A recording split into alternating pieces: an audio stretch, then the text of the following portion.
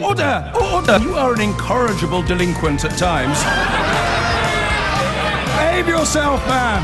And we're going to talk today about events at Whipps Cross Hospital yesterday. We are going to preface all of our conversations by saying that the welfare and the health of Omar Salem's little daughter should be front and centre, first and foremost in all of our thoughts, but I acknowledge that it isn't, and I'm keen to examine why and whether or not it's possible to apportion any blame for the strangeness of this situation. 4 minutes after 10 is the time. It is Thursday, but it is also an epoch of unprecedented political flux, so we shall have to wait and see whether or not Mystery Hour falls victim to events, dear boy, events. At the moment, it's looking pretty good, but you never know, because the Supreme Court is about to reconvene at about 10:30, and today it is the former Conservative Prime Minister John Major whose action against the current Prime Minister Boris Johnson will be front and centre. Words that I still can't quite believe we find ourselves uttering, but as we observed many, many, many moons ago, Brexit has broken everything. 10:05 is the time. I was one of the doctors who, I'm reading now, and I'm not making an astonishing Hong Kong Phooey style confession about my secret existence. I was one of the doctors who met Boris Johnson today. This was a highly staged press event in a newly refurbished hospital ward at Whipps Cross Hospital, where the Prime Minister met a few select members of staff and patients. This event completely brushed over the harsh realities of this chronically underfunded, understaffed and poorly resourced hospital. And that is really all we should have been talking about. If you were to turn it into a pie chart of priorities, this encounter yesterday between a distraught father and a prime minister, I think in a normal universe, 80% of the pie would be what we've just heard there from one of the doctors who was there, a doctor who has to guard his own anonymity, such is the febrile nature of this story and this scenario. So 80% of the pie or 75%? I would play your own game in your head, because how many slices are there? There's the slice, actually this is quite a good way of getting into it. There's a slice about his experiences. So Mr. Salem's experiences, his baby's experiences. So the medical, there we go.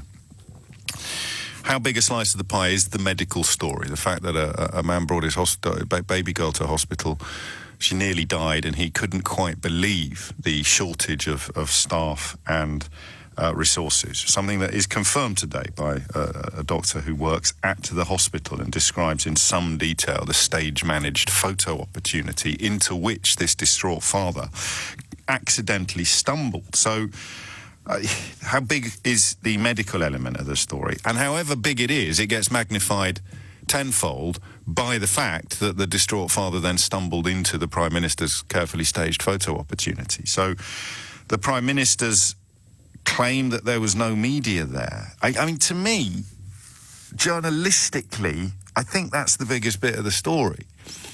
Because we know that the NHS is underfunded and under-resourced.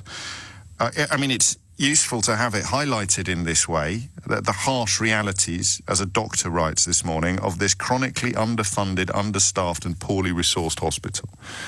I mean, that's huge. If the Prime Minister is going to a refurbished ward at an underfunded, understaffed and poorly resourced hospital and using it as a photo opportunity to portray something different from the reality experienced by doctors, patients and families of patients at that hospital, then I really think that's significant.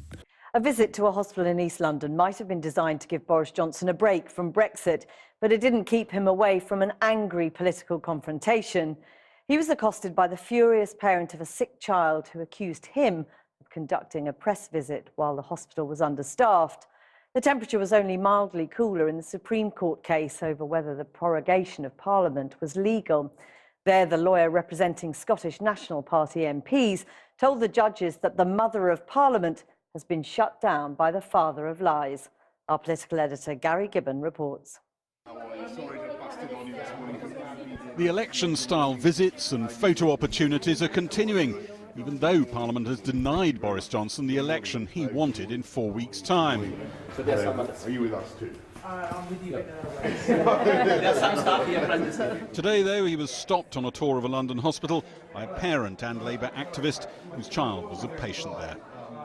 There are not enough people on this ward. There are not enough doctors. There are not enough nurses. It's not well organised enough. Right. The NHS has been destroyed. It's been destroyed. It's been destroyed. And now you come here for a press opportunity. Well, actually, there's no press here. What do you mean there's no press here? Who are these people? We need to stop raising the voice. A few yards down the ward, no reporters, but stills cameras snapped and a TV camera rolled. Well, that's not going to fix things now. It's a bit late, isn't it? Boris Johnson said, "We're actually here to find out what we can do to refurbish the hospital." And you're telling me there's no press here? Well, there's no press here. As far as I'm aware, this is not This is a press opportunity. You didn't invite the press here. You didn't ask them to come. That's what you don't have a press handler back there.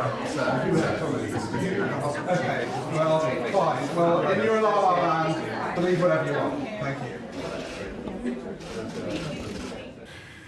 Okay, so the PM's lie, I'm going to put, or the PM's presence, and then the PM's lie, presence and lie. So medical, Prime Minister's presence.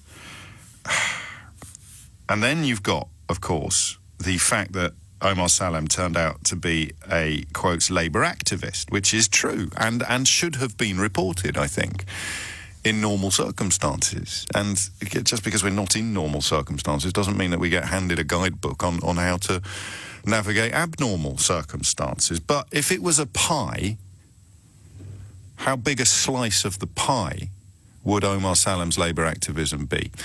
And if you're minded at the moment, if perhaps you think that you're right-wing or you think that you're a Conservative supporter, and you are minded at the moment to say it's huge, it should be half the pie, it wouldn't have yang, then ask yourself this question. If your child had nearly died last night in an underfunded, understaffed and poorly resourced hospital, and you found yourself presented entirely unexpectedly with an opportunity to tell the Prime Minister about it, and you did so passionately and sincerely, and the Prime Minister lied to your face in front of a phalanx of clicking cameras, how important do you think your political affiliations should be in the reporting of that story? If it was your child. I don't do this very often. Not because I think it's necessarily inappropriate. People do it a lot to me, you know, and it focuses the mind. How would you feel if it was your child? How would you feel if it was your child? And it focuses the mind. But today I am going to employ that tactic because I think it's really important for illustrating what I want to point out next. So if your child had nearly died, if you had rushed them with your heart in your mouth to the local hospital and had discovered there that despite the very best efforts of the professionals who dedicate their working lives to helping people like you and your child, then the situation was exacerbated by lack of funds, lack of staff, lack of resources. If you found yourself in those shoes and your baby was in that bed, how important do you think your political affiliations, past or present, should be to the reporting of the story? How big a slice of the pie would you want the fact that you are a Labour member or a Conservative activist or a Brexit Party Limited subscriber? How important would it be to you in the constitution of that pie? Because I'm fairly confident that you don't really think it should matter a jot. I don't think it should matter a jot. But it does matter in a sense, and it would have been remiss of various journalists not to report it. The BBC's political editor, Laura Kunsberg, is getting an absolute kicking on social media, but she's a woman and she's in the public eye, which means she gets an absolute kicking in social media almost every day. On this occasion, undeserved. There is a reason why, and it's unfortunate, and I think this is a very, very mild criticism, but the tweet that she posted identifying Omar Salem as a Labour activist, this is him, here he is, or something like that. It was just unfortunate language. It looked like she was painting a target on his back and saying to various trolls on social media, go on, fill your boots. She categorically wasn't. I mean, I can't prove that any more than she can, but all I can tell you is that she's a brilliant journalist, that she upsets everybody almost equally, and she walks a tightrope of impartiality in a way that should actually be an example to other people at the corporation. But that was unfortunate language in the heat of the moment. Her first tweet was all about Johnson looking like a rabbit caught in the headlights of reality, being confronted with a distraught father, being hit over the head with statistics or evidence-based claims about what his experience had been, all of that. And then it emerged that the dad was a Labour activist, which is relevant to the story because a Prime Minister being buttonholed by a Labour activist is a story different from a Prime Minister being buttonholed by somebody whose politics is completely unknown. It just is, for good or for ill. But it's the size of the slice of the pie, isn't it? 13 minutes after 10 is the time. And if it was your child, I suspect, like me, you would want that. And for me, it wouldn't be possible. But for you, it probably would. The slice of the pie dedicated to your political affiliations in these sort of contexts, you would want it to be infinitesimal, am I right? A slither, a wafer thin slice of pie. But it isn't, you see. Today it's arguably the biggest slice of pie of all, and we are now guilty of slicing our pie in much the same way. As a radio phone-in host, if he hadn't been a Labour activist, I would be asking you today to call me up and tell me whether or not what he described is familiar to you as an NHS worker. But it wouldn't be as good radio. And there's the problem. I nearly said my friends then. There's the problem. There are moments when I worry that the crucible of phone-in radio has polluted all of politics, more so in America than here. But that nature of, I mean, we've done it for years, setting up scraps, setting up squabbles. And it was fun and fine when it was just confined to callers to radio phone-in programs, but it's what the President of the United States does now. And this story here proves how entrenched, and it's right and left, this. Again, I'm sitting in the middle like a Wimbledon spectator with my head swinging one way and then swinging the next, because here's what's happened, right? People keen to shield Boris Johnson from criticism for lying, again, in public. People perhaps even keen to distract the public from the story about the hospital. They made much of the father's political affiliations, deliberately. It's a distraction tactic. It's what Hannah Arendt is talking about. It is the entire purpose of this kind of pseudo-journalism, this false journalism, which we see an awful lot of on these sort of far-right websites and blogs that are treated with a respect I do not understand by outfits like the BBC. So they want to distract from the real meat of the story, which is twofold: the state of the NHS and the dishonesty of the Prime Minister. But here, one of the greatest advantages of the totalitarian elites of the 20s and 30s was to turn any statement of fact into a question of motive. So Omar Salem made statements of fact to the Prime Minister about what had happened to him and his daughter hours previously. By getting it out there that he was a Labour activist, bad actors, bad faith, untrustworthy brokers are trying to distract from those facts. But his Labour activism is still a fact. So what do the left do? They go after the journalist from the BBC who has reported that fact. And they end up doing more to distract the spotlight and indeed public attention from what happened in the hospital than the people who actually set out to distract attention from what happened in the hospital in the first place. I can't believe this is still making sense. And that is the ultimate mark of how mad things have become. So, man confronts Prime Minister. Man tells Prime Minister uncomfortable truths about the state of this hospital. Prime Minister lies to man in front of cameras, caught on tape.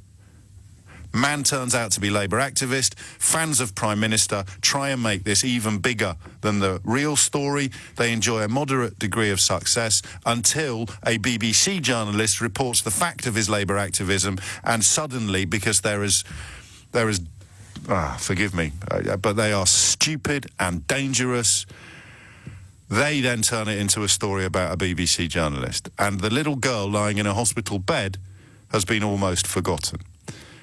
And now you have to ask yourself this question. Who today will be happiest that that little girl lying in the hospital bed has been almost forgotten? Boris Johnson's team, if you must see things in such terms, or Jeremy Corbyn's team? And if you're on Jeremy Corbyn's team and you've spent the last few hours attacking Laura Kuenssberg on social media, congratulations, you've done the Prime Minister's work for him.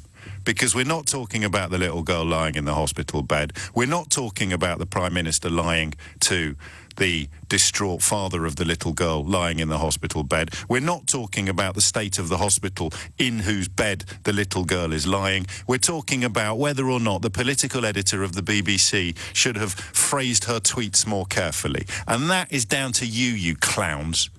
You might as well have asked Dominic Cummings for a postal order for the ease and the facility with which you've allowed Johnson to duck accountability once again. What's the story here? The sick little girl? The stressed-out hospital staff? The underfunding? The under-resourcing? The lying by the Prime Minister? No, it's just about the bias of the BBC's political editor. Seriously, I don't do this very often. You cretins. I suppose I've indulged in a little bit of binary partisanship myself. I'm tempted to ask, who are you crosser with today if you feel that the Prime Minister telling lies on camera and a hospital being so appallingly under-resourced and underfunded that one of the doctors who works there has taken to the newspapers to tell his side of the story, is being completely overshadowed by either the fact that the father is a Labour activist or the fact that a BBC journalist tweeted that the father is a Labour activist. So who has done more work to help Boris Johnson?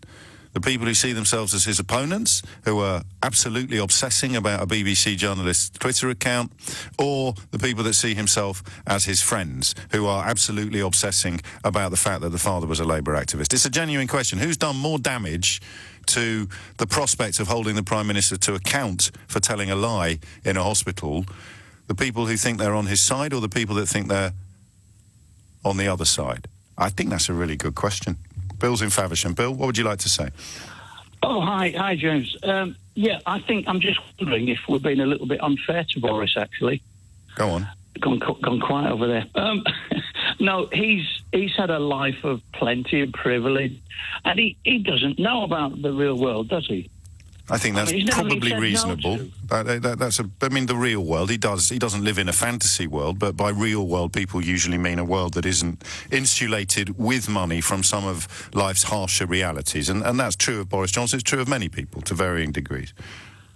Yeah, well, I mean, it's just the whole setting up of the show that was meant to be the rolled-up sleeves show that they do. We have to presume that. We have to presume that the idea was, and as this doctor has himself written, it was a highly staged press event in a newly refurbished ward at a hospital where the rest of the building would have demonstrated chronic underfunding, understaffing, and poor resourcing.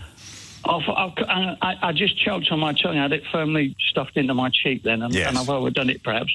But anyway, I just wanted to say, they do this, when you come up with the argument of people's reality, they pepper spray you with that number pepper spray of, it's record amounts going into the system.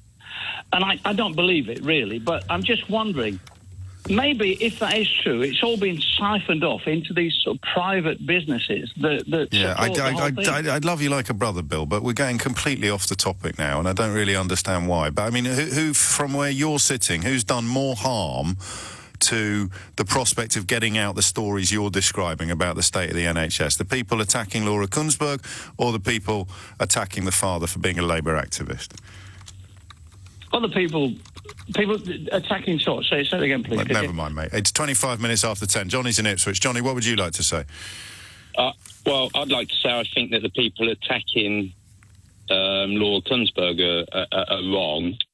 I think anyone trying to defend Boris is wrong. I think they're all trying to get off of the issue, which is the state of the hospital and the health of this poor child. Well, if you, I mean, again, I'm not going to keep returning to my pie analogy because I think it will make everybody hungry.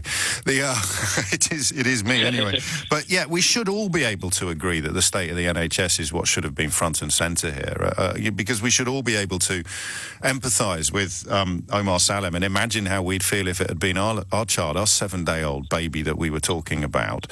But we're not. We're talking about various different distractions. Some of them designed to be distractions, some of them accidentally, I think, distractions. Yeah. Where are you on that?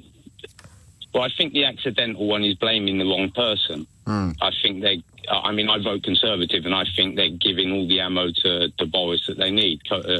It's just going to help his side and his arguments. And what would they rather be talking about today? The political affiliations of Omar Salem, the political affiliations of Laura Kunsberg, or the fact that Boris Johnson was caught on camera lying to a distraught father who was telling him truths about the state of the NHS? I mean, it's insane, Johnny, once you break it down like this. Absolutely insane. The 3 stories, Laura Kunsberg and her alleged bias, Omar Salem and his Labour activism, or the Prime Minister being caught once again telling lies in public. Oh, definitely that. I mean, we'll be honest about it. It's not the first time he's done it. No. I think by the time we get forward a little bit in this year, it wouldn't have been the last time he's done it. Well, obviously not. But to do it, did you not notice? And I know you're a Conservative voter, and I'm not going to pick you up on what on earth that means these days, because, you know, the idea that a vote for Jacob Rees-Mogg, a vote for Theresa May, a vote for Ken Clarke, a vote for David Cameron, or a vote for Boris Johnson are all somehow spokes in the same wheel just doesn't hold true to me anymore. But we'll leave that for another day. When you hear that father describing his experiences in the NHS, I mean, when you say you're a Tory voter, just build a bridge between those two positions for me, if you could. Well, but I'm a Tory voter. I'm a Liberal at heart. Sure. And I don't find myself in the Labour Party anymore. Okay. And for me, a vote Tory now is an investment in that they're promising to spend money that they haven't been able to, probably due to the last government.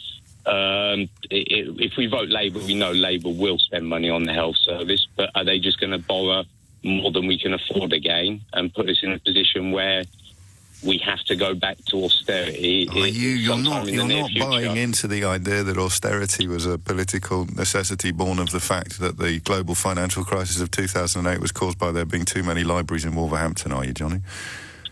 Oh, no, most definitely not. Most definitely not. No. Because I don't care how you vote. That's the only reason I pulled you up on it. Because I think everybody should care about having a Prime Minister who lies. But we're back to where we've been a few times in the last few weeks, which is your reaction to this event should be dependent entirely upon what happened, not upon the business cards of the protagonists. Do you see?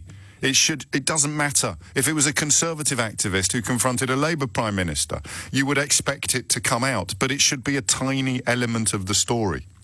We've created a Petri dish in which it's the biggest element of the story. And people who should have been resisting that have fallen into the trap of trying to coat a journalist rather than going after the lying politician. From where I'm sitting anyway, and it seems to have chimed with quite a lot of you. 10:29 is the time. It's also upset quite a lot of you. This is evidence, apparently, of the blue tick brigade always sticking together. To which I say I'm only sorry I used up all my insults at the end of the last segment. But I like to think that if you could plot a perfect course between the two extremities, you'd end up with both sides liking you. Unfortunately, when you plot a perfect course between the two extremities, you often end up with both sides hating on you. And here is today's perfect course between the two extremities. Boris Johnson and the state of the NHS should be the points of discussion today after he was buttonholed by a distraught father to whom he lied. but they're not. Partly because people on the right would rather talk about the fact that the distraught father was a Labour activist, and people on the left would rather talk about one of the BBC journalists' decision to report that the father is a Labour activist. So if you can't pick a side, here I am saying, get cross with the right people. And here's you saying, oh, the blue tick brigade sticking together is so predictable and boring. Speaking of which, Gary Lineker, a fully paid up member of Twitter's blue tick brigade, was due to join me at about 10:45, but I saw him strolling past the studio looking a little lost, so we brought him in early. We'll be with Gary very shortly for a longer scheduled interview than scheduled, but first Theo Usherwood is here because it's 10:35, which means the Supreme Court is back in business. And I've just got hold of, hot off the press, Sir John Major, former Conservative Prime Minister's written submission to the court, which is going to be read out by a former Conservative Solicitor General, Lord Edward Garnier, at about 12:10. And it is fire, James. This is what Lord Garnier will read on behalf of the former Conservative Prime Minister, criticising the current Conservative Prime Minister. One of the central points of the present case and the reasons why these proceedings are necessary at all is that the power of prorogation, that is to suspend Parliament, subverts the possibility of control by political means. Its effect is to deprive Parliament of a voice throughout the period of prorogation. There is no possibility of political control except in the limited sense that a Prime Minister who exercises the power in a damaging way might face political consequences at some later date when Parliament is permitted to reconvene. Yeah, fire. Indeed. That's fire. Yes. Yeah, it is fire. He's also, what's very interesting is Sir John Major suggests that the reason why the Prime Minister and none of his advisors have put themselves on the stand is that they might actually perjure themselves. So he says the current factual picture. Well, this is the unavoidable theory, isn't it? The idea that why haven't you submitted a witness statement? Answer, because I might actually be held to account for it. So he will conclude by saying the current factual picture on the material which is available with regard to the absence of evidence which ought to be available but has not been provided is deeply concerning. The court is under no obligation to approach this case on the artificially naive basis that the handful of disclosed documents, the contents of which nobody has been prepared to verify with a statement of truth, should nevertheless be assumed to be entirely accurate and complete, even when members of the Cabinet do not appear to believe them. Gosh. That's from a former Conservative Prime Minister. Yes, unbelievable. About a current Conservative Prime Minister. That's, breathtaking. More to come. When might we expect a Catherine wheel to go off? In terms of the result? No, just in terms of events today, even a sparkler. We will get Lord Garnier at 12:10. That will be the main event of the day in terms of proceedings at the Supreme Court in central London. You know what I'm asking, Theo? Are we going to have to interrupt or indeed call off Mystery Hour? We'll do it on merit, shall we, James? Yes. I mean, so what are you feeling at the moment? I think it's 50-50. Oh, controversial. 50-50. Controversial. But what I promise is I won't come in without, unless I've already interrupted Gary Lineker. A matter of national import. Gary Lineker. You have, actually. You're already in debit. 10:38 is the time. We will detain you no longer. Gary Lineker is in the studio. You can't interrupt someone until they've started. See? All right. You've just been owned. You've just been owned. I thought that was a compliment. King of the Ramonas. I thought that was... It was, yeah. You postponed Gary Lineker. You didn't interrupt him. It's always good to see you. Likewise, Thank you. James. You are... here to tell us about a new book that you've published with Danny Baker, but of course you're also in the midst of a political storm. Aren't we always? Well, that's what I mean. You've wandered into the studio, and it's quite interesting to have you here, actually, because as we discussed the sort of roles of public figures and political affiliations and attempts almost to discredit people by putting a label on them, and attempts by much of the media to say, because you have that label, your insights, your thoughts are not relevant or not welcome. I mean, it's not that long ago that you were told to stick to football, as if by dint of... I think it's daily, James. but you don't. You can't help yourself.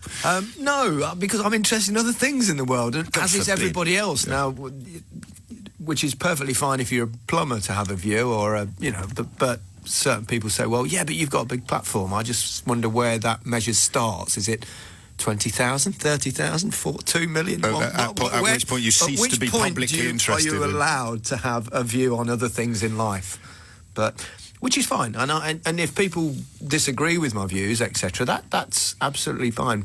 What I hate at the moment is the amount of kind of hatred out there. Yes. How tribal we've all become in this country. I find it a bit sad, really. It is sad, and it's important to note that it's a problem that comes from many different places. It's not just the people that you might not like yourself politically that are responsible for it. It's people that you might actually sit alongside on some issues that are responsible for it. But looking at the new scheme announced this week about trolling on the internet, I think that demonstrated some changes. Because you used to, and you still do a bit. You do engage a bit. Yeah.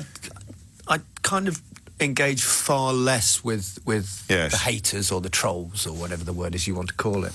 And this campaign came up, and I've kind of supported it myself. I totally understand from time to time if you get a tweet you want to highlight and show them up in front of your, all your followers, etc., etc. But the more I do it, the longer I am on social media, the more I realise actually a lot of the people that really have a go at you, the proper trolls, they're just trying to get a reaction, whether it's through clickbait or anything else. So what I do now, I've always done, but even more so now, is block. Yes, and same not just necessarily people that top trumps. I've got tens of thousands. Actually, oh no! So I've been owned. But basically, not always just for people that are necessarily having a pop at me, but also people that actually try and avoid rising to the bait myself on just their stuff. So it makes, I think it makes life a little less stressful. Well, it's a public space. This is what many people seem to forget. So if you found yourself sitting next to somebody on a park bench who came out with some of the stuff they come out on Twitter, you'd get up and walk away. So quite why doing the social media equivalent of getting they don't do that. No, do they? I know they don't public. do that. I mean, I've had lots of hate on Twitter. I also get lots of love as well. Of course. But at the same time, in the real life, in the real world, I think in all the years that I've been on Twitter, I've only had one person have a pop at me in public. Right. And that was a little old lady. Oh. Yeah. Well, she wasn't that old, no. to be honest. Choice of phrase. Yeah. When did it start? Because you're an interesting character for this. You're right in the heart of it. And when I was on the showbiz beat on newspapers, I was very bad at knowing who the public figures were who were always newsworthy. I didn't really have the tabloid news sense. So back in the day, if Chris Evans peeled an orange, it was a story. You're in that category. You were in that category when you were a player. Did you get a hiatus in between hanging up your boots and becoming a very prominent broadcaster, or did you always retain that kind of... I think it's always been there since I started to become, I suppose, really high profile as a footballer. So let's say mid-20s, because I didn't really break into the England team till I was around 24, 25. And then the World Cup changed everything. And then it's almost like, like we saw with Ben Stokes this week, all of a sudden you become to them fair game. Yeah. You cease to be human in a way. I don't think it's fair, personally. No, of course not. And then there's a balance between, obviously, you are a public figure, and it's very difficult to come to terms with it. I've had it for so long in my life now. I think I'm totally accustomed to it.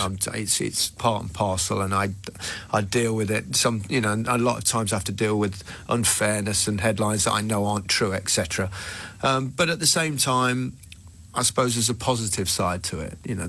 With fame, there's pros and cons, and I think the pros far outweigh the cons personally. It's important to remember that. It's probably easier with a bit of maturity under your belt. Oh, unquestionably. I can deal with it much better than perhaps I used to get upset by, if I saw stories that I knew weren't true in the papers, or, nothing quite to the levels, obviously, that Ben's been through. No. But, I had it when George was really ill, and some of the stories that came out, and the intrusion in... And I understood it. I understand it. There's a public interest.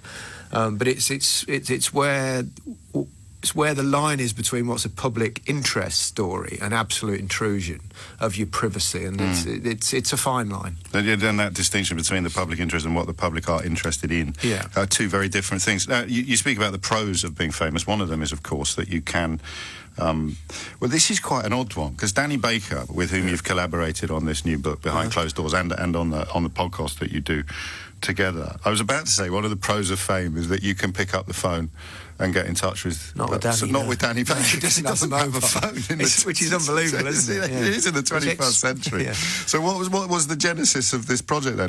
Because I know that you just fancied doing it and thought, well, how do I get hold of him? You know, we have a production company, Goldhanger Films, that I'm with my partner Tony, that we've had for a few years, and we've got a podcast wing, and we've talked for quite a long time about me doing a podcast myself, and I kept saying, well, what do I want to do? I don't want to sit there and sit with another footballer and criticise everyone after the weekend and say Jose Mourinho this or Pep Guardiola that. Because I kind of like just asking the questions on that front on a Saturday night and with the BBC and BT, etc. So he said, well, you know, what would you do? I said, I don't know, something that's a bit fun with someone maybe involved in football in some way who's not a footballer, blah, blah, blah. And he went, like who? I went, I don't know, someone like Danny Baker, who I've always loved broadcast. He did the 606, which he reminds us about occasionally. And he went, that's a brilliant idea. So I got in touch, I direct messaged Danny on Twitter because we follow each other. And he's fun on Twitter, so... And I never got a reply for about 6 days. And eventually he replies, oh, sorry, mate. He said, I've been travelling a bit and I don't have a phone. And I thought, crikey, comes over, puts his desktop computer on. Yeah. So it went from there, and eventually we got together and we thought, what we're going to do? And we thought, we'll just sit down and talk. And that has now evolved into the book, about which we will talk more after this. You're listening to James O'Brien on LBC, this is like crossing the streams for Brexiters, presumably. this is like that scene in Ghostbusters where the portal to the next world is open. Don't mention the B word. Don't mention the B word. We'll see whether we can get to 11 o'clock without doing so. A rare interlude from much of the political shenanigans that are unfolding at the moment, although Gary Lineker, my studio guest, has, of course, no hesitation in involving himself in the political shenanigans. To wit, Gary Lineker, if I could give you a magic wand and you could reverse either the results of Brexit or the result of the 1986 Argentina game where Maradona cheated, which result would you most like to reverse? That's a great question. I got my credit to my colleague Alex Barnett for coming up with that question. Oh, blimey. I think, if you could guarantee me we went on to win the World Cup, you just I might have said the other one. You just get a crack at the final. You're definitely in the final. I can't. It's not that magic a wand. I would like to take it back maybe 3 years and just eradicate everything. I just think we've turned into such a kind of hateful place. It's so sad to see. And for what? That's a very typical snowflake. You see, you're putting the state of the nation ahead of your own trophy cabinet. Well, I just thought that ought to be the right answer on this one, but obviously deep down inside me, I'm thinking, World Cup. I love that question. 1991 was probably better though. To take your point. Thank you for that, Alex. And the book is full of sort of mischief and fun and sort of stories that... One thing I would ask you both, Danny's not here, but I did full disclosure in my podcast with him a month or so ago. You're both quite good raconteurs. How can you persuade readers that there's anything new in the book, especially Danny's stories, which he admits himself. If you go to see a stage show, you've probably heard 7 different versions of it. Well, there are a lot of different stories in the book, and there are the stories kind of, I suppose, lengthened, although Danny's obviously we've tried to shorten. Yes, he's a tough interview. He's like trying to get a word in edgeways. Him and Ben Elton for me in the last few months, unbearable. Well, you did try doing a podcast every week with him. Can't get a word in half the time. But I think it's a fun read. I read it myself, obviously, and also did the audio book, which is my first experience of doing one of those. Oh, they're quite fun. That's quite a time-consuming business. But yeah, it's a fun look at life. Well, both our lives generally around football, with other things as well, obviously. Well, was there any... Because obviously when Danny Baker had his troubles regarding that tweet of the royal couple and the new baby and the chimpanzee dressed in baby clothes, a lot of people couldn't distance themselves from him quick enough, including, of course, the BBC, something that I know left him very bruised, not necessarily about the decision that they took to dispense with his services, but about the nature of telling him that they'd made the decision to dispense with his services. You I don't think, hesitated to keep the collaboration going? Well, I realised obviously very quickly that Danny had made a mistake, something he admits himself, and it was obviously a bad mistake. If I thought in any way, shape or form that Danny was in any way a racist, then I wouldn't actually be wanting to spend time with him, let alone work. Well, it's not work, but it's fun. Do the podcast week in, week out. But he made a mistake. Obviously, the tweet had racist connotations. There's no denying that. So you can understand why. I totally understand why there was the reaction that there was. And I think on the day, Danny was kind of shocked into it, and he didn't really respond that well. And then he issued a proper apology, explained why it had happened. You know, Danny, we talked before, he doesn't have a phone. No. Danny was alerted that there'd been a royal birth. I've spoke to Danny about this. I don't think there's any question in my mind that he's telling the truth when he says he had no idea whose baby it was, let alone that the baby was obviously mixed race. Danny, on his radio show years and years ago, used to have a whole theme of chimpanzees dressed in different varying outfits. Had a theme tune. Exactly. So he's obviously gone straight back to that. It's then been on Twitter immediately. People are going, "What the hell are you doing?" And he's deleted it. I mean, but we know now how it works. That a moment on the internet is a lifetime on the internet. And Danny cocked up, and he knows he cocked up, and he went through a really tough time in the summer. But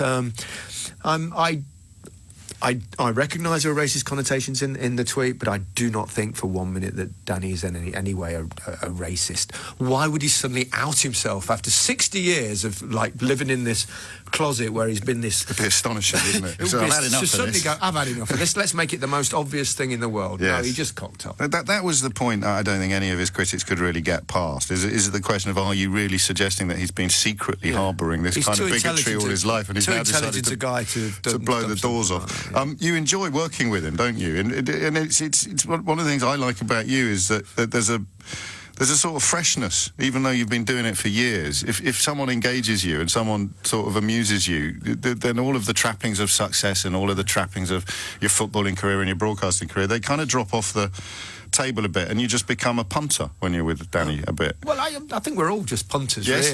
really, you know. And I think what I've enjoyed most about it, it's triggered my memory, because I've generally always thought I've got an awful memory. I could never, do a book or anything like that because I can't remember anything. But then we'll start talking and it'll suddenly remind me of a little story in Mexico or Italy or wherever it might be of my football career or of my life. Yes. And it's amazing how many things have been triggered. So I've kind of enjoyed that aspect of it.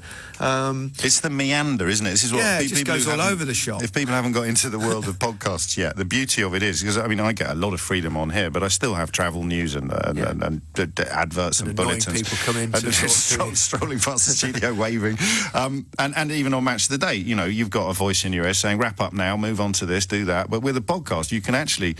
If you wrote down 10 things you were going to talk about in the course of the podcast, you might only end up talking about 2 of them. Well, that's exactly what happens. Yeah. We also get questions in and stories, etc., and some of which we manage to get over, and some we'll leave to another week, and it takes forever. But yeah, you can go where you want, when you want, and it's a very kind of different kind of broadcasting. I suppose it's broadcasting. Yeah, no, it is. It takes a bit of getting used to. Actually. It does. It's different, and it's been a lot of fun. Actually, I enjoyed it much more than I thought I would. I wasn't sure about it at first. I thought I'll give it a go and see how it pans out. And it's done great guns, and the book is a testament to that.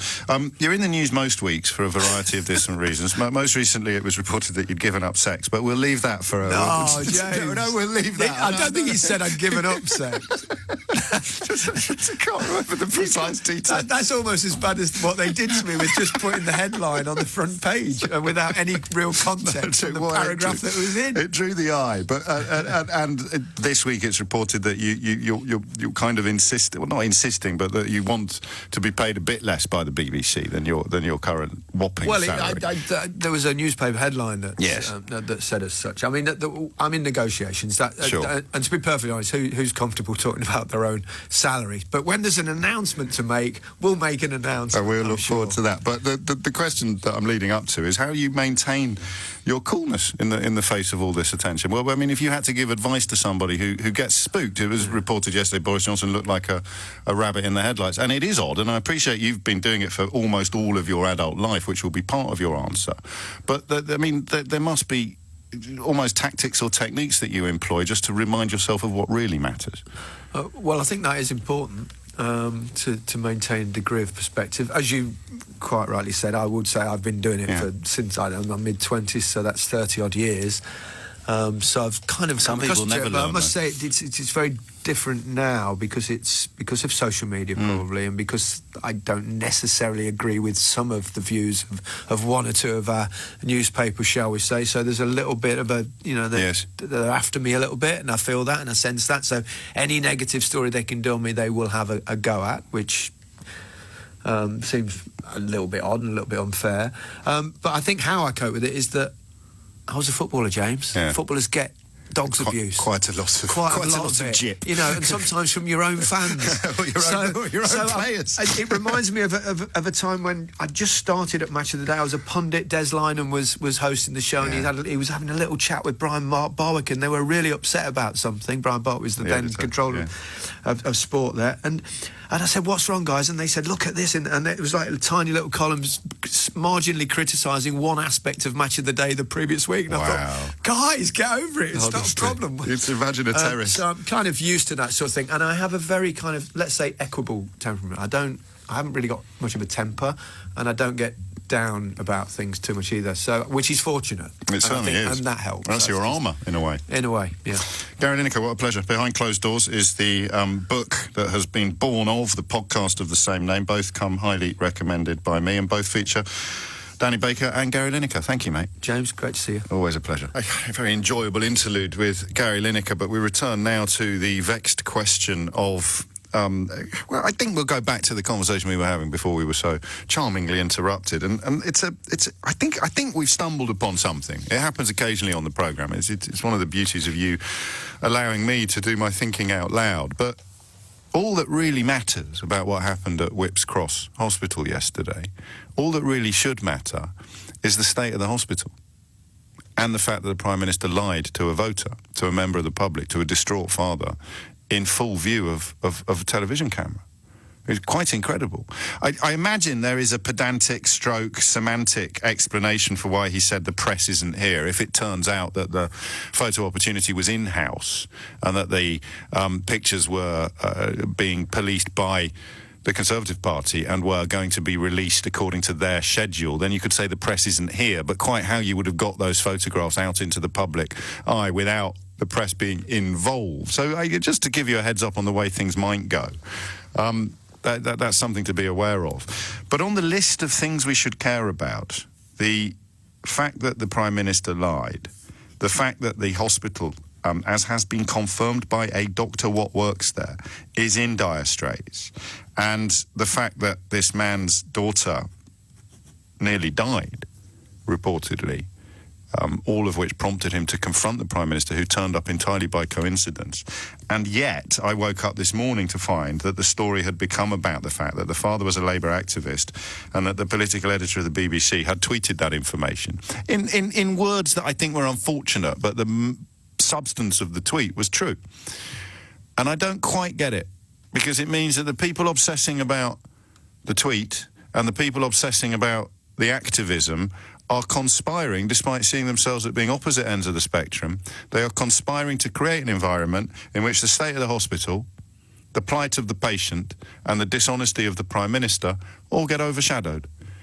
And I just wonder whether it needed to be pointed out to people on the going after the tweet side, the people who would see themselves as being enemies or foes, political foes of Boris Johnson. I wonder whether you realised quite how hard you were working on his behalf yesterday and overnight. Albeit under the guise of attacking Laura Kunsberg, what you've really done is draw fire from Boris Johnson. Do you accept that criticism? 6 minutes after 11. Bhavesh is in Harrow. Bhavesh, what would you like to say? Good morning, James. Hi. I'd like to say that the man who confronted Boris Johnson was speaking from his heart as a parent. Yes. And, not as an activist, not as any other political affiliation at all. He was a father who just wanted Boris Johnson to know, you know what, hospital in dire straits, and you are coming here for a PR exercise. And for Boris Johnson to say, what press? Yes. He's an utter liar. With that caveat that I just supplied, is that there might be a pedantic stroke semantic way of saying, no, the press weren't there. It was press officers, it was PR, it was our own film crew. I don't know, and I don't really care. It's going to be out there in the public domain, whichever way you look at it. And, you know, Boris Johnson, every time he has a flashlight put in his eyes, he's like a rabbit. He just doesn't know what to say. It is astonishing. Two things: how appalling he is at actually communicating with people, and how casually he lies. He lies more casually than I cough. Seriously, just straight out. No, the president. Just think about it. No, I never touched her. Don't be ridiculous, darling. Don't be ridiculous, darling. It's not lipstick. It's well, he'd have an answer. I don't, because I never have to. Lucky you. It's not perfume you can smell. It's the air freshener from my ministerial car. But at the same time, the BBC journalists, I always find the BBC are very biased. Do you? I'm not comfortable with this. I'm really not, and I'm happy to criticise the BBC, and there are some presenters on there that really make a mockery of impartiality, but they're powerful enough to exercise leverage on their employers. But Laura Kunsberg isn't one of them. She tries to walk the tightrope of impartiality, and she annoys both sides. Oh, I'm sure she does, but whatever she puts through has to be passed through somebody else. Ultimately, you know, it's the BBC that passes it had stuff, to be. You know? There is nothing. It would have been remiss not to report, having found him on Twitter, that his Twitter profile says Labour activist. It would have been remiss, I think, not to what the problem is that we're complaining about the world through the lens of this incident, because you and I don't like a world in which the fact that he's a Labour activist is allowed to overshadow the story. But that's the world we live in, and I don't think you fix that by reverse engineering journalism and no longer mentioning these details, because it would come out somewhere and then you'd be accused of conspiracy and cover-up. Well, yeah, either way they're not going to win. But in terms of the party, his activist, him being a Labour activist, shouldn't be on the pie at all, whichever slice you want to put it on. But what Boris Johnson should be doing is eating that humble pie. Yeah, well, don't hold your breath for that one. 9 minutes after 11 is the time. Johnson admirers, I heard a few callers to Nick saying he's doing a brilliant job this morning, and I it happens to me quite often, really, but I thought, pardon? And then you suddenly realise, well, of course, if you are still labouring under the illusion that WTO means anything, or that a no-idea kamikaze Brexit is anything but stupid, then, yeah, he is kind of doing a brilliant job, because he's the most prominent politician so far to stand up in public and suggest that cutting off your own arms is actually a really good idea, and I'm the man to do it. By October the 31st, do or die, I will be here with no arms on November the 1st, whatever it takes. And that's, I guess, how you get some people to conclude that you're doing a brilliant job. But where are you on this? 0345 606 0973. Who do you go to? How do you fix this? How do you fix an environment in which the motives of any honest broker are now so utterly questionable? Think about the but her emails.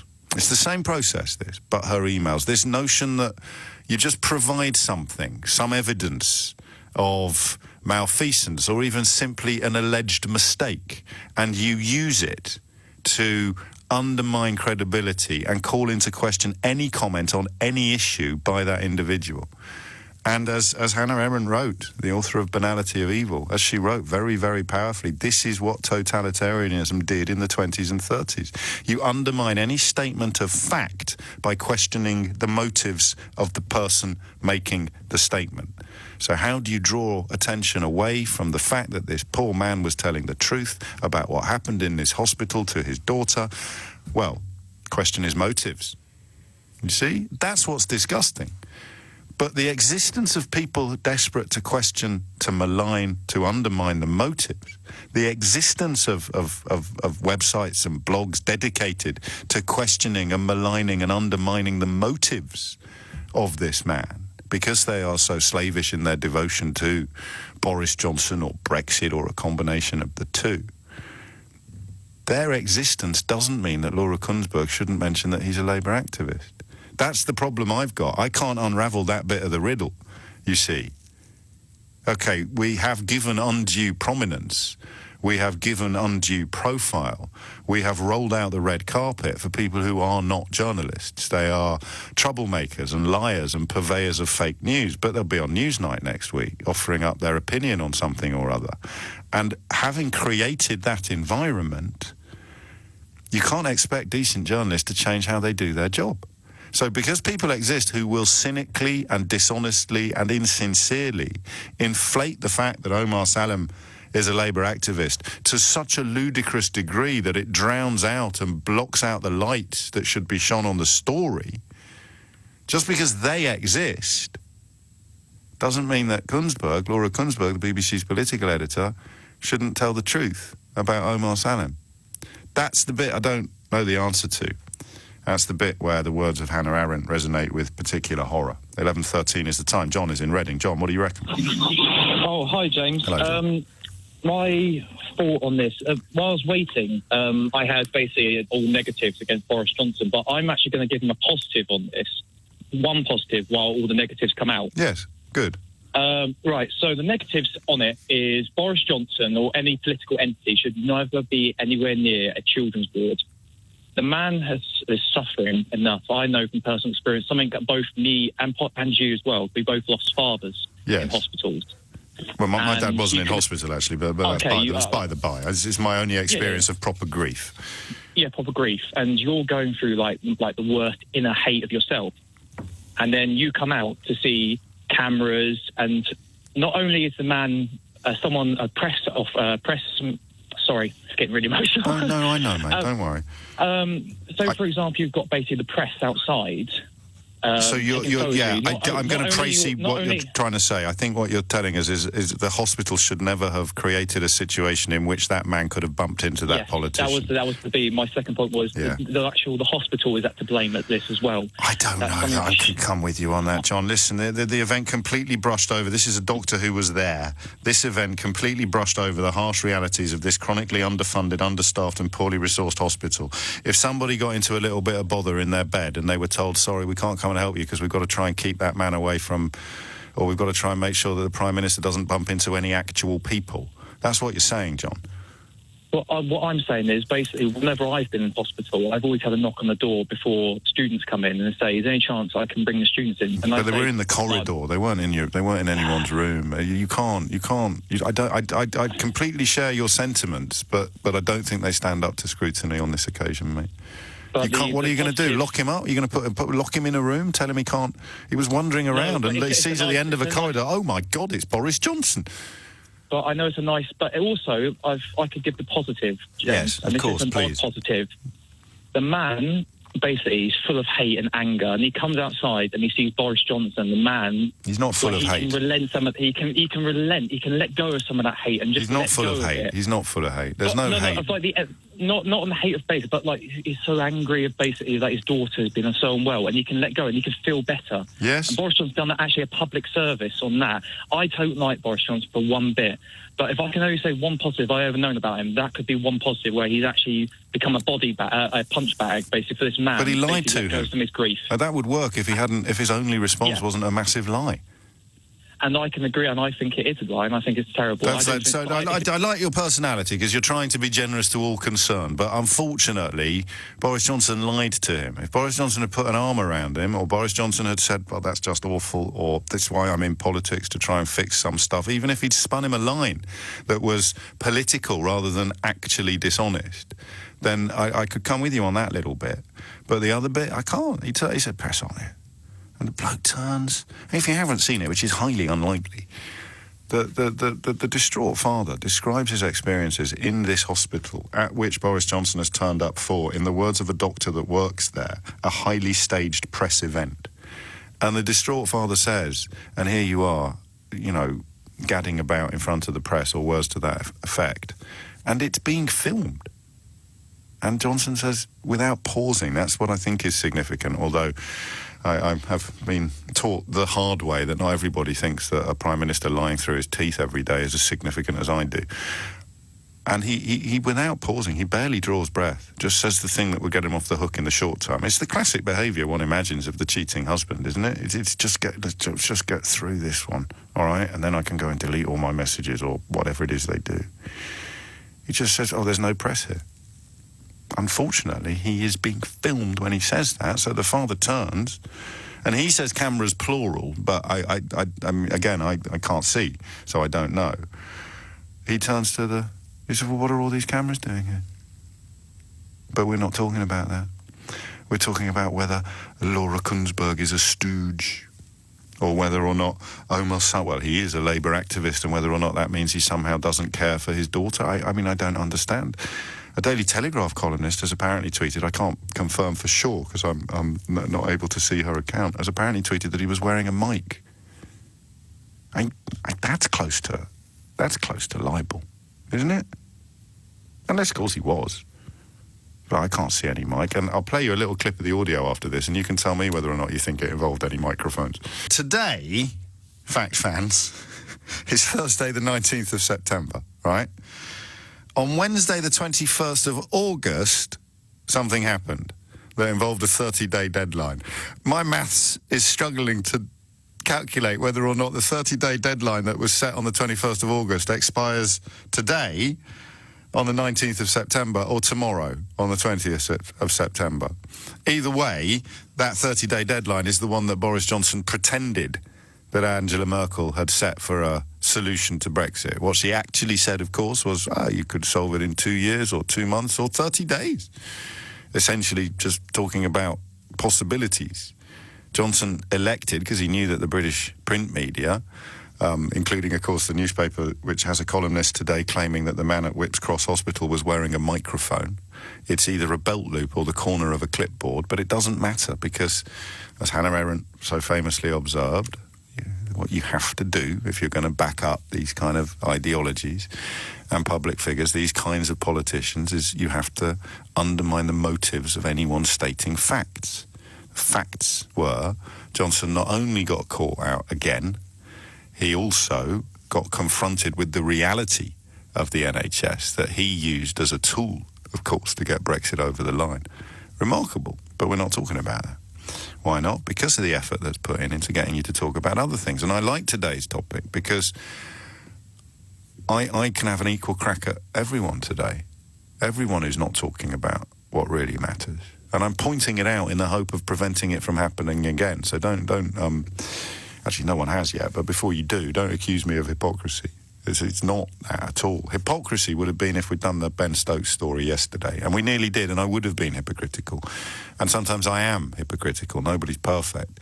But I sat here puzzling over how to talk about a story, the focus of which, the centre of which had asked us not to talk about it because the story was the reporting was so despicable. And I just decided we can't do it. Can't turn it into a fun. However clever we are or however nuanced we think our question is, we just don't talk about it. So we didn't. It's not the same today as if I had talked about that story yesterday. By talking about why you're not focusing on what really matters, I am not avoiding the focus of what really matters. Do you see what I mean? It's not pot kettle. 11:24 is the time. So, how has this happened? Imagine it was your child, or imagine it was your political affiliations that this distraught father had, and imagine how you would feel if one extremity of British politics tried to undermine your very motives, and the other side of the other extremity in British politics tried to make it all about the alleged bias of a journalist, not about the fact that the Prime Minister lied, and, of course, the fact that his interlocutor, the father who confronted him, had been to hell and back overnight in that hospital, 25 minutes after 11. So the one response I should probably countenance is we wouldn't be talking about the fact that the journalist might be biased if she hadn't released the fact that he's a Labour activist, to which I say no. It's a relevant aspect of the story. It's a small slice of a big pie. But your efforts and your obsessions have turned it into a massive slice, and that is just silly. Silly. The correct response, yes, he's a Labour activist. Important, or at least necessary, justified to get that out there. Tiny bit of the story. The other lot are cheering it to the raft. They're all obsessing about Laura Kunzberg now. Boris is off the hook again. Teflon Boris rides again. At least that's how I'm seeing it, unless you can persuade me that I should look at it differently. Jake's in Epping. Jake, what would you like to say? Hi, James. First time callers, I'm a bit nervous. Welcome. Thank you. But what I wanted to say is that I think him being a Labour activist is part of the story, but it's not. It shouldn't be the main focus because him being a Labour activist, he sees Boris Johnson in the hospital. He's had that experience, and he's saying 80% of him's like, oh, you know, I feel this way about the NHS, and I'm sure there's Conservatives out there that feel exactly the same way about the NHS. But because him being a Labour activist, that kind of pushed him over the edge to actually say something, whereas someone who is a Conservative or a fan of Boris maybe would have just have those feelings and those thoughts, but wouldn't confront him because he's on their side. Do you know what I mean? Like, I feel like that. I think that we're supposed to think something like that, aren't we? But even you're questioning his motives slightly, aren't you? Yeah, a little bit, yeah. And I don't know that I agree with you. I mean, I'm quite political, right? I'm allied strongly with resistance to ludicrous versions of Brexit, i.e. all of them. But also, I've spent more time than I would wish upon my worst enemy on children's wards over the last couple of years. Yeah. And I can't imagine, even if I saw David Cameron or Boris Johnson I just don't buy it. You've been sitting by your baby's bed. The hospital is in dire straits. You see a Prime Minister. It's Dad, mate. It's 100% Dad that goes marching up that corridor and 0% Labour activist. You're right? Yeah, I think when you in that situation, I mean, I'm not a dad, I won't be for years, but I think that in that situation, if you're sitting there... You're very confident. You're not like Gary Lineker, are you? You haven't given it up. I'm too young for children. I've got to focus on myself. But I think him sitting there, I think if you had that opportunity, I think you would go for it. But I think that is part of the story that he is a Labour activist, but I think in that situation it didn't mean a thing. But then people are taking the two sides of the story, running either end of it and forgetting about what's in the middle, which is the NHS being understaffed and his child and him lying to his face. And the only reason we could see that he lied is because there was press there. So if there wasn't press there, we wouldn't know about it. I know, So, and yet what are we talking about? Whether I mean, you've got people that used to be at least sane now tweeting about him being mic'd up. Let's have a listen. I mean, Jake, thank you, mate. I like this conversation because it's more a question of us all moving together gently towards the light, unless someone wants to come on and start shouting darkness. 11:29 is the time. Should we play the clip now or should we come back from the news and do it? Because this suggestion that the fella's wearing a microphone is unbelievable, actually, and yet so emblematic of what we're talking about. And it will, I'm sorry. I sometimes when I stumble across something that seems to me to perfectly fit the events that are under discussion or the broader pictures that are under discussion, then I concede I do tend to hit you over the head of it. But check this out. One of the greatest advantages of the totalitarian elites of the 20s and 30s was to turn any statement of fact into a question of motive.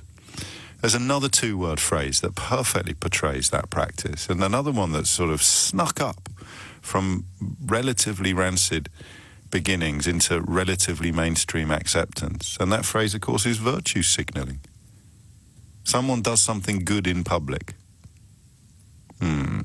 How do people who never do good in public or don't even like good in public because it affects their bank balance or it possibly impinges upon their social lives, how do people who never do good in public get to discredit people who try to? Well, let's turn their statement of fact into a question of motive. So why have you done that good thing? Oh, so that people think you're great. There's a biblical justification for it, I suppose. The left hand should not know what the right hand is doing in the context of charitable giving.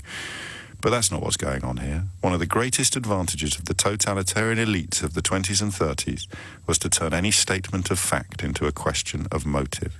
Why are we talking about the activism of this distraught father? Well, it's easy, James. We won't have to talk about the facts if we can get everyone to focus on that. The Supreme Court still is hearing this fascinating case that we will hear the conclusion of, I think, probably tomorrow, possibly on Monday. Conclusion. Theo Ashford is here, you may have noticed. You didn't do that thing. conclusion is this afternoon, but the judgment, the ruling, will come either late this evening or tomorrow morning or possibly Monday. Yes, I just said that.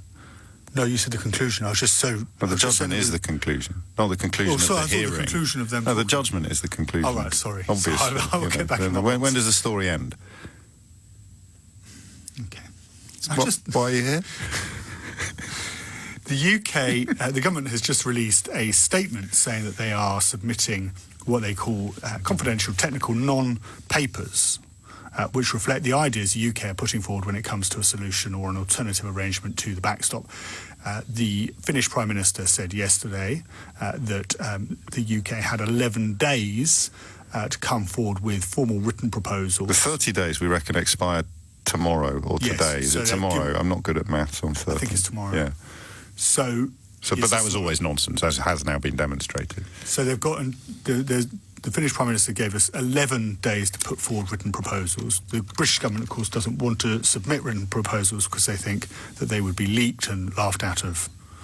Well, they said, I mean, which is insane, isn't it? Because at some point they're going to have to run the rule over them. They can't keep them secret forever. So the argument the Finnish Prime Minister is making is that if the 27 other EU nations are to consider them, say yay or nay, before October the 17th, which is the European Council summit in Brussels, then they're going to need to see those written submissions beforehand.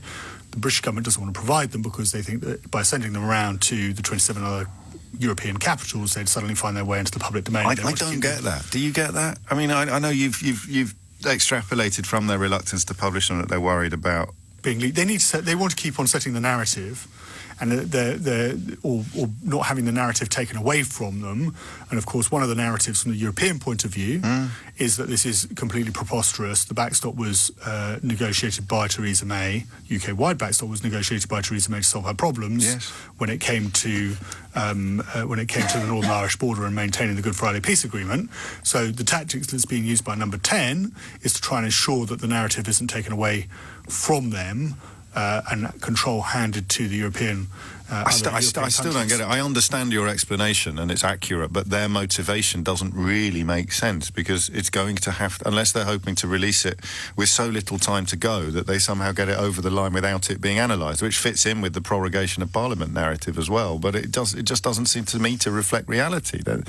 Well, they have moved this morning, and yes, of course. Okay, so they've said, the government spokesman said, we have been having detailed discussions with the Commission's Task Force 50 in recent weeks. We have now shared... Which the Commission doesn't concur with. So they've been having discussions, but detailed, without providing any details. Therefore, we're now providing some details. It's a rather hard ship to float. So the European argument has been, and we heard it from Xavier Bettel, the Prime Minister of Luxembourg, we heard it from Jean-Claude Juncker and Michel Barnier yesterday, is that until you provide us with written proposals, we don't know what you want, we don't know what you can do, and it's a way... So what are these detailed discussions then? Well, they're now providing, what the government is trying to do by issuing a statement is to say, well, actually, we have provided you with some papers. If you want it in written form, we have provided some confidential, as they say. We have now shared in written form a series of confidential technical non-papers which reflect the ideas the UK has been putting forward. We will table formal written solutions when we are ready, not according to an artificial deadline. That would be Antti Rinne's, the Prime Minister of Finland's deadline, when the EU is clear that it will engage constructively on them as a replacement for the backstop. Yes, and I mean, we'd all love to know how they're going to solve this problem, but... So what's being put forward at the moment is an all-Ireland agreement for agriculture and foods, because, of course, there's a farming community right along the border, the 310-mile border, and it's recognised by the British government now that to impose checks on that would cause such severe disruption to those farming communities. Yeah. But all other products would be, or all other trade would be subject to checks away from the border, which the UK government is trying to say, well, that doesn't constitute an infraction on the Good Friday Agreement because the checks are away from the border, they're not on the border. So we shall see. Thank you, Theo. Always a pleasure. Are we going to see you again? How's Mystery Hour looking? 50-50. You said that it's not 50-50. What could happen that might overshadow Mystery Hour? Well, it's the bombshell from John Major, but we've already got the statement. I gave you this. Yeah. I gave you So what? I don't know. Just stay with Mystery Hour. Innit? Keith will get very upset if we postpone Mystery Hour again. We've got rid of a couple lately. Keith might resign. He only took this job because of Mystery Hour. He hates listening to all the politics. Keep Mystery Hour. All right. Okay.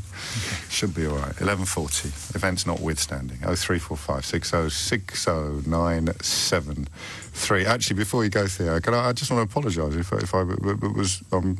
we can argue about this Kunzberg issue till the cows come home at Mr James O'Brien, but if you try and patronise Theo Ushard again, we're going to have a big problem, pal.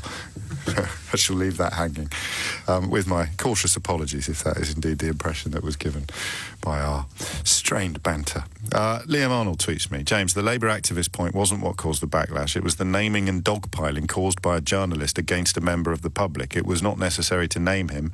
We did not name the Please Leave My Town man, so why name this man? I'll take that in good faith, Liam, and answer you. There are at least two answers, possibly three. The first is, he is not an ordinary member of the public. He is a Labour activist who worked for Emily Thornberry, so of course it's pertinent to his engagement with a Conservative Prime Minister. And he outed himself, mate. The original tweet that Laura Kunzberg referred to was him saying, I've just given Boris Johnson a piece of my mind at the hospital. So he had shrugged off his own anonymity. I wouldn't necessarily agree with you that even if he hadn't, his identity shouldn't have been reported, because by dint of being a Labour activist, he's not a, quote, ordinary member of the public, whatever that means. I promise you I'm right on this, Liam. It just is so febrile and passionate that possibly the light's not getting through. 11:42 is the time. Lee is in Newport. Lee, what would you like to say? Hi there, James. It's the second call of this show. Great show as well. Thank you. No problem. Basically, I've been through probably similar, very, very, very similar to what that gentleman has gone through. Yes. No, it's no problem. Basically, I can understand his grief. I can't describe it to anyone. It's like I feel quite upset talking about it now. I bet. But you get such a grief. I think I would have talked to Boris Johnson there, right? And if he would have lied to me, I don't know if I could have held myself back personally. He was astonishingly calm, wasn't he, in the circumstances? I couldn't believe it. Honestly, I've been on my. I don't want to go into too much of a detail. It's up to you. You can do whatever you want. I'll do it briefly. My kid's mother become terminally unwell, and two illnesses, progressive MS, primary progressive multiple sclerosis, and lupus nephritis, which basically is attack of the immune system attacks your own organs. Lupus is a very, very violent illness. And basically, they put her on a chemotherapy, right? But the ward they put her on was an eye ward, right? Sitting next to someone with bronchitis. Yeah. So basically, because of Cameron's 2010 austerity policies, I think politically motivated, there's no need for that. And that's coming from a Cameron supporter myself. I was a Cameron supporter in 2010 before I've gone through all this. And I am a Labour supporter now. But basically, what I wanted to say, I thought he's really calm. But with Laura Kunzberg, right, I feel that this... I'd expect that more from Guido Fawkes than from Laura Kunzberg, personally. Guido Fawkes being one of the websites that generally kind of deals in, I think it's fair to say, very, very right-wing rhetoric, isn't it? I think they're the ones that said my book had failed. Sorry to trivialise your contribution. No, you don't have to read my book, but I can promise you it hasn't failed, as they tried to claim on their website. But anyway, we digress. That's not really relevant, sorry. Oh, yeah, so basically I just felt that she helped the narrative, helped push it. Yeah, but that's not her fault. Hang on, let me bear me 2 seconds. I am. She has a following, what's a Twitter following, 1.1 million or something like that? Yeah. I'm not on Twitter, but it's massive, the following. And that's helped slightly set a narrative. So she's reached, obviously, her people who support her on Twitter, and it's helped that narrative. Now, the people that she supports, the people she has supporting her on Twitter, I wouldn't say a right wing. I wouldn't say a left wing. Well, I'm not. I'm supporting her. I'm not right wing, and people think I'm left wing. Left wingers particularly resent that accusation. But I don't think left wing either. Personally, you've just clarified things for me, Lee. Not necessarily intentionally, because Laura Kunzberg is not responsible for the pollution of public discourse that has been achieved by people like or outfits like the Guido Fawkes website. They have created an environment in which motives are questioned mentioned all the time, and in which, you know, people who aren't very nice try to impugn everybody who is nice as being as nasty and as dodgy as they are. That's what happens. But that's not Laura Kuenssberg's fault. So she doesn't change how she does her journalism because too much attention and too much weight and too much profile has been given to propagandists, not journalists. So you treat propagandists like journalists, it changes the pitch. But Laura Kuenssberg shouldn't change the way she plays because propagandists have changed the pitch. Are you with me, or have I lost everybody? In a sense, yeah, but I see where you're coming from. I just don't think it was a story. To be truthfully honest, James, I've been in that. It shouldn't be the story. I've been in that group, right? And I'm telling you, right? I know. If I would have seen a political journalist like Laura Kuenssberg say, no, actually, Lee's a Labour supporter. That's why you said, basically, that's what I understand. That's how I feel she's pushing her narrative. Well, I would go with you on supporter, but not on activist. He's different. Okay. He's drawn a salary from the Labour Party, I think. Okay. I think he worked for Emily. And that surely, it has to be reported. Sadly, with if he's drawn a salary, I agree. With the paid professional propagandists who are still being treated like journalists for reasons I do not fully understand by the BBC, they've created an environment in which Laura Kuenssberg's actions can be construed as contributing to the lynch mob or the witch hunt. But that's not her fault. She didn't create this environment. The paid far-right propagandists did.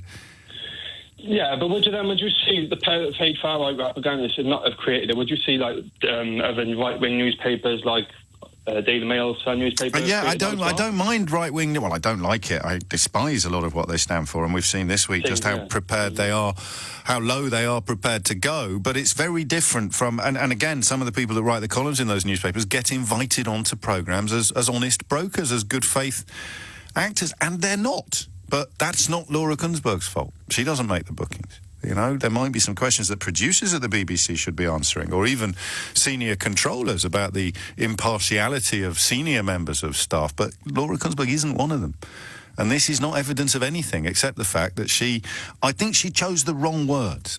Precisely what they were, I can't recall, about this is him. Here he is, there he is. Because that looked like a pylon, but it wasn't. It was a simple, here he is, look, here he is talking about what he just did. I think I'm right on this. I'm more persuaded now than I was at the beginning, which is usually a good sign, but, you know, I listen with interest to people like Lee, and I concede it's not always a good sign. And just in case you have been questioning, I mean, just because this is what he thinks doesn't necessarily mean that is the end of the conversation. But Omar Salem, the father caught in the confrontation with Boris Johnson yesterday, has defended Laura Kuenssberg, as I think one would expect from anybody sensible, saying she's doing her job without fear or favour, which is a vital part of democracy. I don't think Labour activist cares about NHS is a huge scoop, though. Nor do I. There's quite a strong case to be made. In fact, Lee in Newport made this case, is that experience of the NHS could be more likely to turn you from a David Cameron supporter into a Labour supporter, which is exactly what happened to Lee when his son was so ill. It's 11:53. You're listening to James O'Brien on LBC. We'll wrap this one up and then hopefully, all things considered, crack on with Mystery Hour. Paul is in Stanmore. Paul, what would you like to say? Hello, James. Yeah, I mean, I've got sympathy for this man if his son was in hospital ill, but I do think that this confrontation was a setup. I mean, first of all, you could hear... Sorry, it's his daughter. Daughter, sorry. Yeah, but you crack on with your coruscating analysis. Okay. You could hear him perfectly what he was saying. You couldn't hear Boris's response. Let's check. Just wait there a sec. There are not enough people on this ward. There are not enough doctors. There are not enough nurses. It's not well organised enough. Right. The NHS has been destroyed. Right. It's been destroyed. It's been destroyed. And now you come here for a press opportunity. Well, actually, there's no press here. What do you mean there's no press here? Who are these people? Sir, will you just stop making me talk? I'm the hospital chief executive. We're here to actually get a find out what we can do. Well, that's not going to fix things now. It's a bit late, isn't it? I mean, years and years of this NHS being destroyed. And you're telling me there's no press here? Well, there's no press here. As far as I'm aware, this is not a Now, I can help you out here, Paul, because I know all the technical terms, yeah? One of those men is talking loudly, because he's very emotional, and one of them is talking quietly, because he's very embarrassed. So we've cleared that up. Carry on. Well, it strikes me. I mean, it was mentioned there was a microphone there. Either way... No, let's be clear about that. It was indeed mentioned that there was a microphone there. It's also been mentioned that the moon was made of cheese. Neither of them are true. Anyway, back to you. But either way, and it's... No, not either way. There was no microphone there. There is only one way. Right. OK, so you have already believed a lie. Can I ask who told it to you? You did. No, so that was the first you heard of it, me saying there was no microphone. You took away from that there was a microphone. No. You said it had been reported that there was a microphone. And I said in the same sentence there categorically wasn't. It's either the corner of a clipboard or his belt loop. But you somehow didn't hear that bit. Anyway, let's leave that. You crack on with your coruscating analysis. Okay. Well, if he just genuinely wanted to talk to Boris about it, he would just gone up to him and spoken to him. It just seemed to be very coincidental. There was also somebody there taking a video and listening to it. So do you think he arranged to have his daughter at death's door 7 hours previously? No, I don't. But so what was set up then, Paul? It must have had made an arrangement so that he saw Boris there, had somebody there with a camera or a video recorder. So again, I mean, you've clearly been paying attention to my programme today, so I'll remind you of what the doctor said who was actually working there. I was one of the doctors who met Boris Johnson today. This was a highly staged press event in a newly refurbished hospital ward at Whipps Cross. But you think that this distraught father whose baby girl has been dicing with death overnight brought a film crew with him? No, not necessarily. I can understand if his daughter was ill, so he was wearing a microphone. He brought a film crew, and the event was staged because he somehow managed to make his daughter so sick that he had to rush her to A&E in the middle of the night. How's this analysis working out for you, Paul? You're getting ridiculous, John. Oh, am I? Oh, yes. Okay, guilty as charged. You carry on. His daughter was sick, and I don't decry that, and I can understand him being upset about it. It just seems that the way he contacted him, you could hear him very loudly talking. You couldn't hear. You could see Boris was answering, but you couldn't hear him. Yes, we've established one of them was very emotional and talking loudly. One of them was very embarrassed and talking quietly. Also, you know, if I was going to lie to you, I'd probably whisper in the hope that other people didn't hear me doing it. Well, that's all I say. I just caught it briefly on the news yesterday, and the first thing... But you arrived at a strong enough position to ring up a national radio station and seek to malign the reputation of the distraught father, not the lying Prime Minister. How did this happen, Paul? When do you think the process started that turned you into this person? That's not the point. I mean, it is the point. Here you are, maligning the distraught father of a sick baby and ignoring the lies of a Prime Minister. That hasn't happened overnight. That's a grooming process that is now reaching its conclusion. When do you think it started? He clearly was acknowledged he was a Labour Party activist. And and that to you is enough, is it? He's a Labour Party activist, so I'll ring up and impugn his sincerity and integrity while completely ignoring the fact that the Prime Minister has lied to him. I'll ask you again, how has this happened to you? He was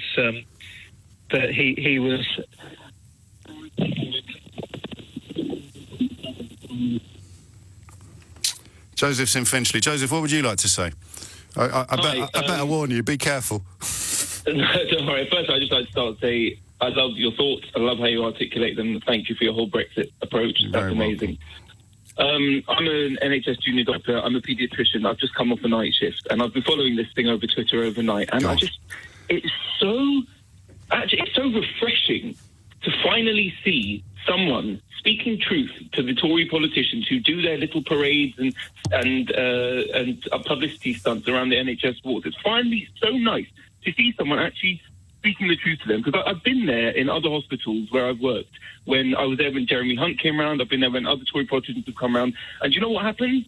All the NHS staff, who normally every single day would very rightly flag off these politicians for, over the last 9 years, eroding their paying conditions, ruining their services in health and social care, and making the end product for the patient so much worse. Do you know what they do? They roll out the red carpet, they all genuflect and start fawning over these complete... I'm not going to say the word. No, please don't. Yeah? It's a family programme. I won't, sorry. But it's so nice to finally see someone who actually speaks the truth. And as I said, I've been there. I was there literally standing a few feet from Jeremy Hunt when he came around to my A&E department a couple of years ago. And I had this burning desire to just be like, have a go at him. But all I could do was to make a silent protest and turn my back on him. I do. And all the nurses and all these, not all the doctors, but some of the doctors, they just all of a sudden, they just become these fawning sycophants. And it just drives me mental. And you know what? Props to this dad. If he did do this, I'm not a Labour supporter since Jeremy Corbyn took charge of the party. Sure. I used to be, but I stopped voting Labour. I count myself as a politically homeless, centrist dad kind of guy. You're welcome. But kudos to this guy. He saw an opportunity to actually make the real point that needed to be made, which is you're not coming to save the day. The Whips Cross itself, apparently, according to my friends that have worked there, needs huge amounts of investment that it hasn't had over the last God knows how many years. So the fact that they've done up this one ward and Boris Johnson is doing a bit of a walk around is not much really. And for the assertions that this dad has planted himself there as a publicity stunt himself because he's a Labour activist just are absolutely absurd. Yeah, but you heard how effective it can be. I mean, it doesn't stand up to the scantest scrutiny, as poor old Paul in Stanmore just belatedly realised, but they know what they're doing. They know what they're playing with, and that's why I'm so grateful to you for just steering us back towards what matters. Joseph, if you missed the beginning of that call, a junior doctor in the NHS specialising in paediatrics, applauding Omar Salem for speaking truth to power, which is, after all, what journalists are supposed to be here for.